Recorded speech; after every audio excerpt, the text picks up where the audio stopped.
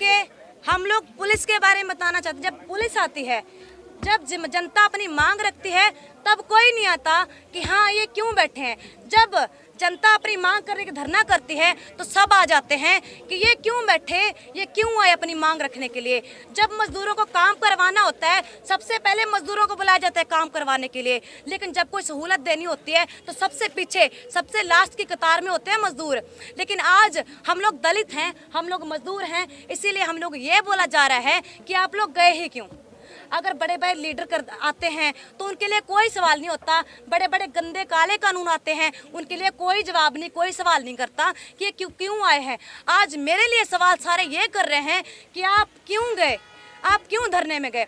आप बताइए, जिनके पास अपनी कमाई खाने के अलावा और कुछ नहीं है, अपने शरीर के अलावा और कुछ भी नहीं है, वो सुबह कमाते हैं और शाम में खाते हैं, सिर्फ इतना ही पैसा। क्या लेबर कोर्ट में जाके वकीलों को वो पैसा दे सकते हैं? आप बताइए, क्या हमारे पास इतने कानून हैं कि इतना पैसा है कि हम लोग जाएंगे, काम भी करेंगे और 300 महीना जो हमें 300 दिहाड़ी मिलती है, उसी से हम लोग अपने वकील खरीदेंगे और हमें मिल जाएगा इंसाफ। चलो इंसाफ भी मिल जाएगा, बात करते हैं। आप बताइए, वकील कितने पैसे खाते हैं? तो जो मजदूर हैं वो कैसे अपनी डिमांड रखें। तो हम लोग अपने धरने पे ही धरना ही कर सकते थे ना, और कोई ऑप्शन नहीं थी। पुलिस ने की कीता ਉਹਦੇ ਬਾਰੇ ਥੋੜੀ ਜਾਣਕਾਰੀ। शिव कुमार दे पर्चा लीगल एक्टिविटी हो गई, उसको आगे की हुआ?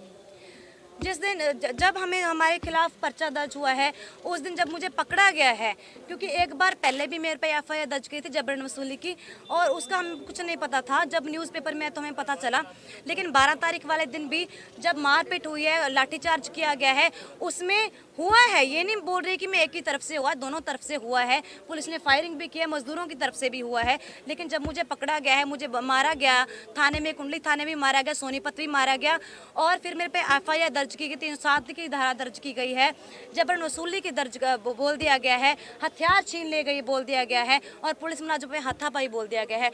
अभी भी उन पे मुझे बरी नहीं किया गया है। जस्ट मुझे बेल मिली है, वो भी लोगों की वजह से मिली है, और अभी भी हमारा केस चल रहा है। शिव कुमार आज भी जेल में है, उसकी सारी हड्डियां तोड़ दी गई है।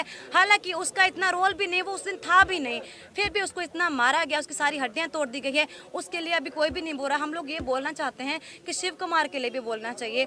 जो भी बात है वो अभी हमारा चल रहा है, केस चल रहा है, क्योंकि ऐसा तो नहीं है कि जो जज है वो बिल्कुल बिना देखे सब कुछ कर देंगे। अभी मुझे बेल मिली है, अभी हमारा केस चल रहा है। सारे एविडेंस देख के, सारा कुछ गवाह देख के, सारा कुछ देखने के बाद ही जो केस को आगे बढ़ाया जाएगा। अभी हमारा केस चल रहा है। अभी शिव कुमार को लेकर भी देख रहे हैं कि शिव कुमार को इतना ज़्यादा मारा गया, किसी को मिलने की परमिशन नहीं है, उसकी पूरी हड्डियाँ तोड़ दी गई है, वो उठ भी नहीं, चल नहीं पा रहा है, और अभी भी हॉस्पिटल में नहीं लेके जाया गया। हालांकि कोर्ट के ऑर्डर आ गए हैं, पता नहीं कब उसको चंडीगढ़ हॉस्पिटल में भेज दिया जाएगा। बाकी आप अभी बात कर सकते हैं। 12 जनवरी को जब आप धरना देने गए थे कंपनी के आगे, तो वहाँ की एक सीसीटीवी फुटेज है वो सामने आ रही है, जिसमें जो मजदूर संगठन के जो लोग हैं वो पुलिस पर हमला करते हुए नजर आ रहे हैं। उस फुटेज पर क्या क्या आप ये बताइए, आपको हमला करते हुए तो नजर आ गए, आपने पहले की फुटेज देखी? जब किसान और मजदूर हम लोग यहाँ पे धरने बैठते हैं, हम लोग यहीं से इकट्ठा होकर जाते हैं कंपनी के आगे और अपनी शांतमय तरीके से आधे घंटे तक बैठते हैं। क्या वो फुटेज आपके सामने आया? जब पुलिस ने हमारे पर लाठीचार्ज किया, क्या वो फुटेज आपके सामने आया है? जब उन्होंने फायरिंग की, क्या वो फुटेज आपके सामने आया है? सिर्फ एक फुटेज, आप एक पहलू देख रहे हो। हर एक बात के दो पहलू होते हैं, आप दूसरे पर बात क्यों नहीं कर रहे हो? कि जब हमारे पे हमला किया गया उसकी फुटेज अभी तक सामने क्यों नहीं आई है? आपके पास वो फुटेज है क्या? हमारे पास सारी फुटेज हैं, अभी हमारा कुछ चल रहा है। जब हम अपनी फुटेज लेके जाएंगे, हम अभी कोर्ट में भी पेश करेंगे वो फुटेज। जब हम पर हमला किया गया पुलिस की तरफ से, महिलाओं के ऊपर हाथ उठाया गया, मेरे भी गले में हाथ डाला गया, मुझे मेरे बालों से खींचते हुए लेके जा रहे थे, तो आगे से मजदूरों ने भी कार्रवाई की। मैं ये नहीं बोल रही हूँ कि पुलिस ने हमें मारा, हम लोगों के तरफ से कुछ नहीं हुआ है, मजदूरों ने भी किया है। हालांकि उस दिन मेरा रोल नहीं था, मैं रोकने की कोशिश करी हूँ, वो भी हमारे पास फुटेज है, मैं रोकने की कोशिश करी थी, लेकिन जो मजदूर है वो नहीं रुके। लेकिन जब फायरिंग की गई वो तितर बितर हो गए और मुझे पकड़ लिया गया था।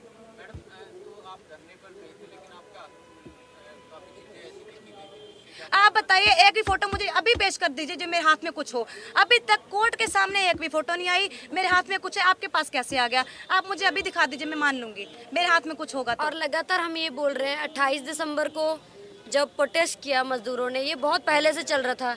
ये पहले 12 जनवरी को ही प्रोटेस्ट नहीं हुआ, जब नौदीप भी जो बोल रही है वो मैं दोबारा रिपीट कर रही हूँ, लेकिन मैं इस जवाब में बोलना चाहती हूँ कि 28 दिसंबर को जब मजदूर प्रोटेस्ट करते हैं तो कुंडली इंडस्ट्रियल एसोसिएशन आके फायरिंग करती है मजदूरों के ऊपर, जो फैक्ट्रीज की प्राइवेट आर्मी है।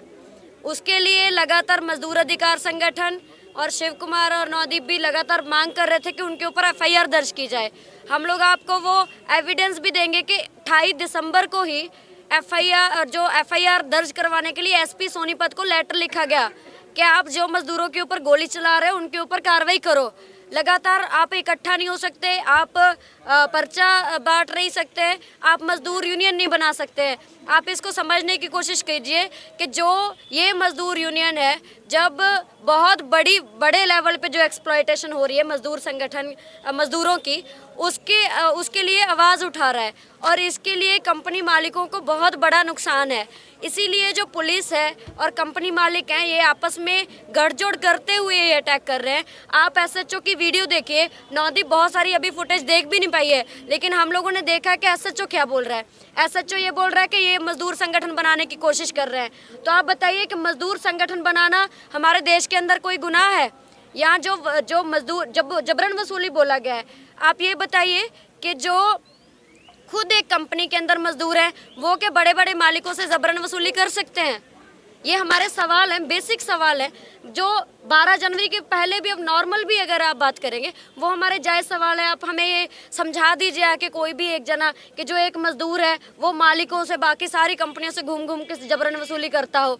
हमें कोई भी ऐसा एग्जाम्पल नहीं मिलता है आज तक। किस तरह पॉसिबल होगा? तो अभी जो है, और कौन-कौन थोड़े नाल खड़े ਉਹਦੇ ਬਾਰੇ अभी जो है, हम जब ये 30 दिसंबर मनदीप पूनिया है हमारे साथ, मनदीप पूनिया ने रिपोर्ट किया 30 दिसंबर को कि जो गोली चली है, और उसके अंदर उन जो कुंडली इंडस्ट्रियल एसोसिएशन के जनरल सेक्रेटरी का ये बयान आया है कि हम लोगों ने गोली चलाई। जो खुद बोल रहे हैं मीडिया के सामने कि हम लोगों ने मजदूरों पे गोली चलाई, उनके ऊपर क्या हुआ? हम चाहते हैं कि सारी मीडिया उनके पास भी जाए कि आप मान रहे हैं, लेकिन हमारे देश के अंदर पुलिस है, बहुत सारे और सिस्टम है, हालांकि वो भी मजदूर जो मजदूरों के खिलाफ काम कर रहे हैं, लेकिन उनके बिना प्राइवेट आर्मी को किसने अधिकार दिया कि वो मजदूरों के ऊपर गोली चलाएंगे? अगर बार बार ये बोलने पे कि मजदूरों की सुरक्षा की जाए कंपनी मालिकों से और उनके गुंडों से, तो उनके ऊपर ही 28 दिसंबर वाली जो एफआईआर है वो नौदीप के ऊपर है, जिन्होंने गोली चलाई उनके ऊपर नहीं है। तो ये मीडिया का सवाल बनना चाहिए, ये हमारा भी सवाल है, मीडिया भी पूछे, और आज तक उनके ऊपर कोई कार्रवाई नहीं हुई है। थोड़ी बेल दे विच की पॉसिबिलिटी किने नहीं, यहीं पे इंडस्ट्रियल एरिया में ही, क्योंकि अभी तक हम लोग 300 लोगों के पैसे 5 लाख तक दिलवा चुके हैं, और अभी तक एक भी इंसान नहीं है जिससे हम लोगों ने 1 रुपया भी लिया हो। क्योंकि मैं खुद एक मजदूर हूँ, मैं भी एक फेम कंपनी में काम करती रही हूँ। उससे पहले मैंने एडिसन कंपनी में काम किया, यहीं पे है वो कंपनी, एक इधर है, एक फेम कंपनी उस साइड है। और ऐसा नहीं है कि हम लोग, हाँ जी, वसूली एक मिनट पहले आप तय करिए, वसूली किसको बोल रहे हैं? वसूली वो होता है कि जो आपका राइट नहीं है लेने का, आप जबरदस्ती हथियार के दम पे लेते हैं। आप पहले क्वेश्चन पूछना, आप एक पक्ष में खड़े होके क्वेश्चन पूछ रहे हैं। मैगी वाली कंपनी के सामने गोली चलाई गई थी, हम लोग वहाँ पे जो कुछ मजदूरों के पैसे रहते थे, क्योंकि ऐसा नहीं है मजदूर सिर्फ मुंह उठा के चले जाते हैं कि मेरे पैसे रहते हैं, उनके पास प्रूफ होते हैं, हमारी इतनी हाजिरियाँ हैं। हर कंपनी में कैमरे लगे होते हैं, हर कंपनी में हाजिरी लगती है मजदूरों की, उनके पास सब कुछ होता है।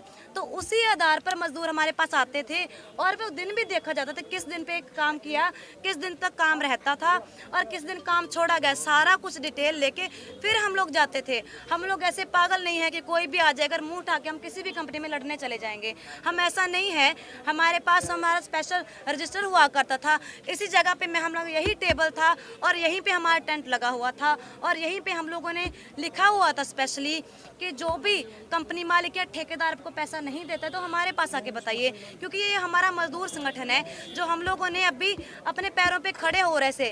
तीन साल से हम लोग उस तरीके से नहीं खड़े हो पा रहे थे, जब भी किसानों को देखकर हमारा हौसला बुलंद हुआ था।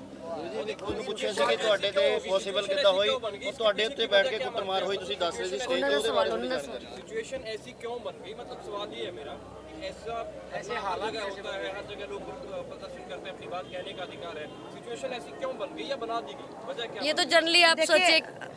सिचुएशन ऐसी क्यों बनी? आप देखिए आजकल राज किसका है?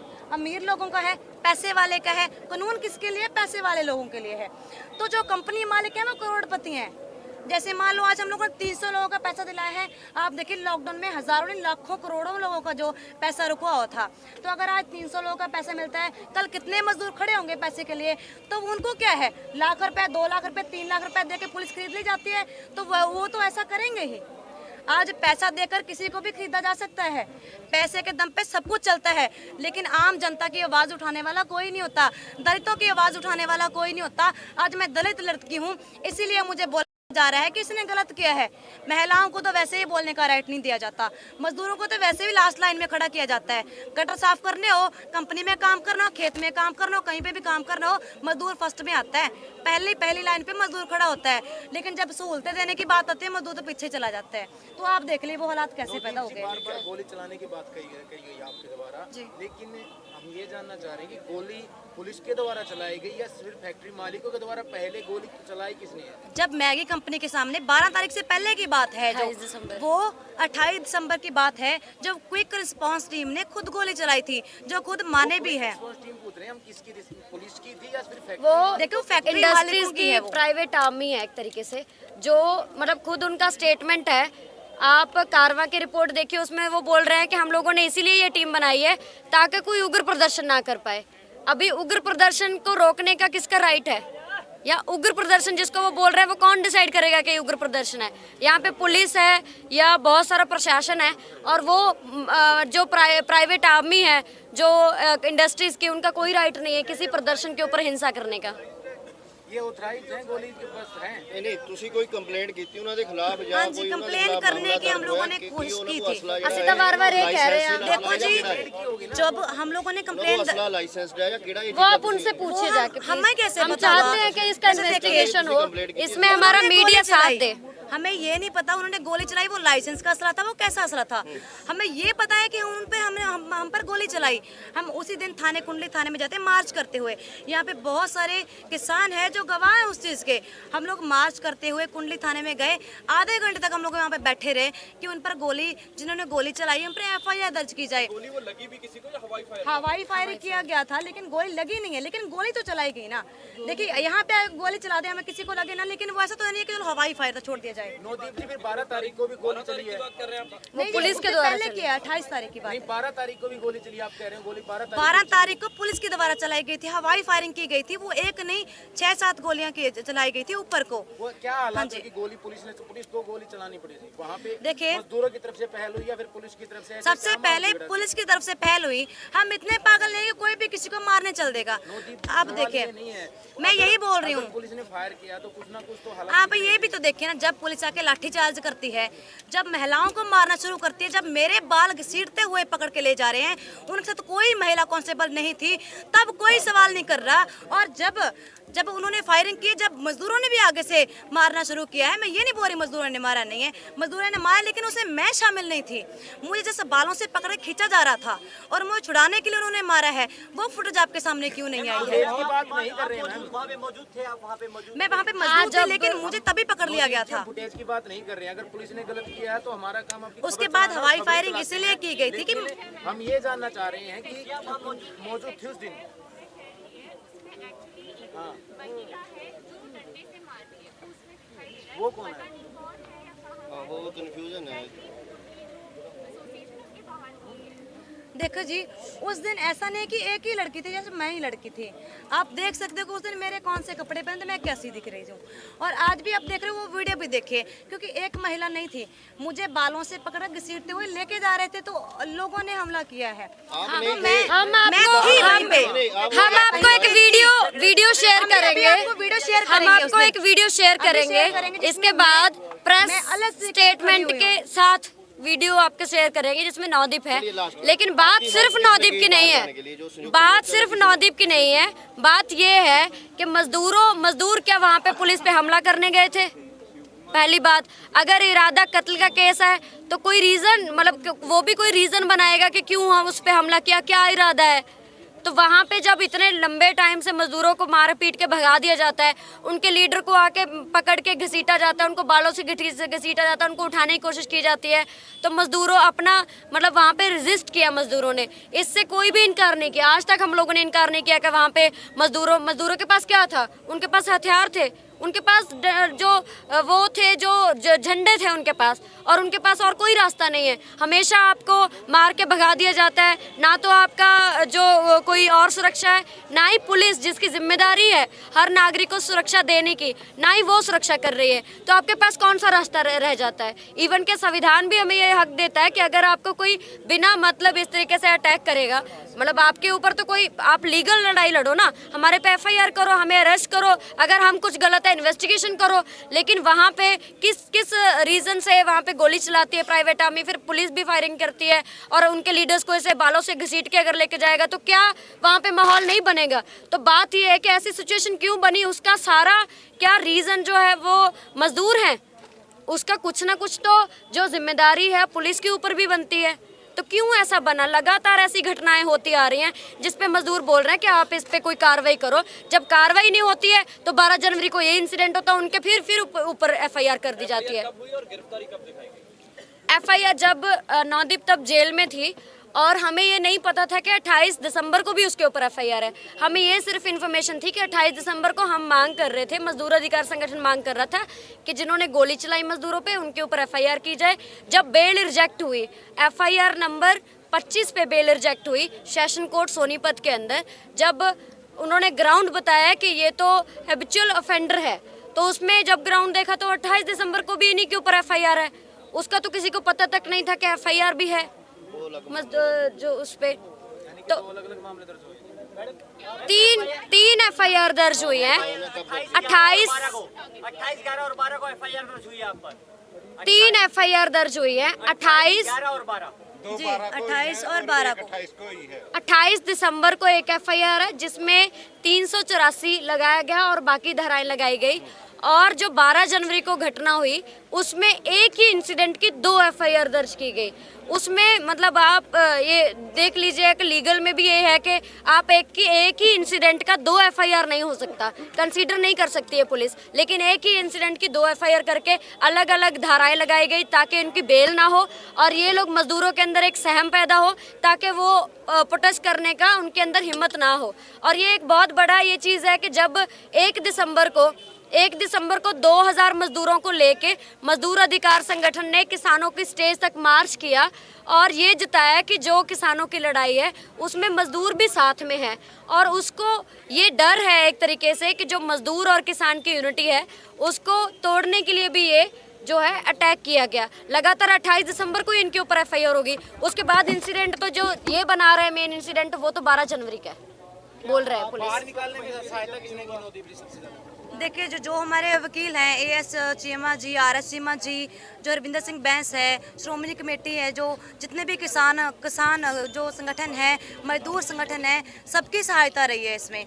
तो मैं सबका ही धन्यवाद करना चाहती हूँ कि उन्हीं की वजह से आज मैं बाहर आई हूँ और कोर्ट भी ये देखता है क्योंकि मेरे पास कोई मेरे खिलाफ कोई भी ऐसा सबूत नहीं है कि मैंने कोई जबरन वसूली की हो, जब मैंने उन पर कोई मतलब पथराव किया हो, क्योंकि पथराव ही बोला गया है।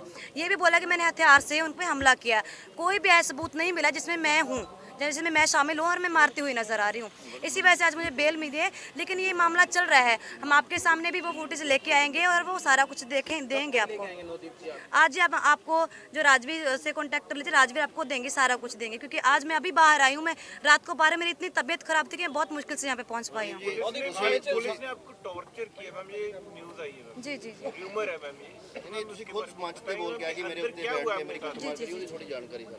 हाँ जी, जिसने जब मुझे पकड़ा गया है 12 तारीख तो मुझे कोई महिला कोई भी कांस्टेबल नहीं थी उनके साथ।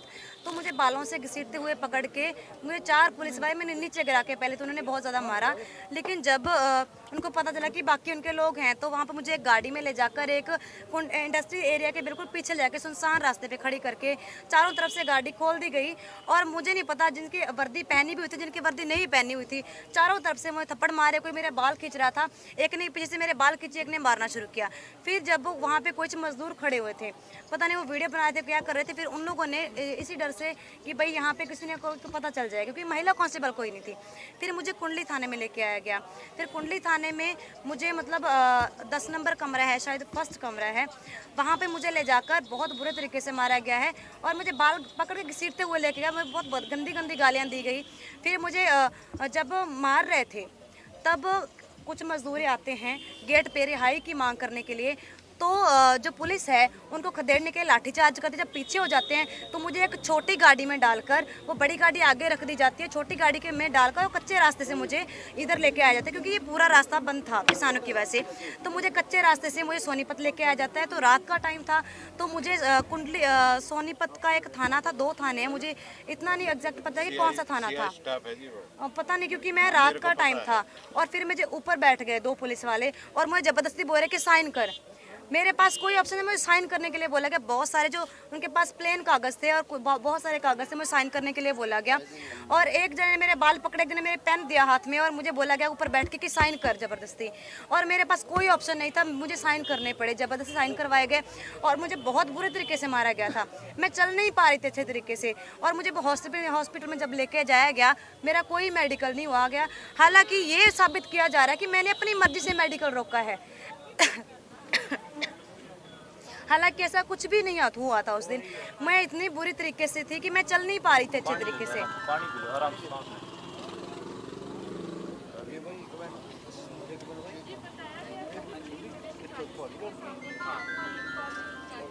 मैं आपको बता रही हूँ, मैंने नहीं इनकार किया कि मेरा मेडिकल होना नहीं चाहिए। मुझे पुलिस वालों ने साइड पर जाके बोला, एक तब महिला कांस्टेबल को वो हॉस्पिटल में साथ लेके गए।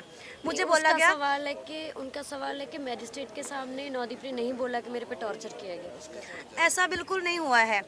मैंने बोला है कि मेरा टॉर्चर हुआ है मेरे पे, क्योंकि मेडिकल रिपोर्ट बनी है ना 14 दिन बाद जब मेरी गाद लगी है, क्योंकि हॉस्पिटल में मुझे नहीं ले जाके मेरा मेडिकल हुआ था। मैं बहुत बुरे तरीके से, मैं अच्छे तरीके से बोल भी नहीं पा रही थी, मैं चल नहीं पा रही थी, मुझे इतना मारा गया था।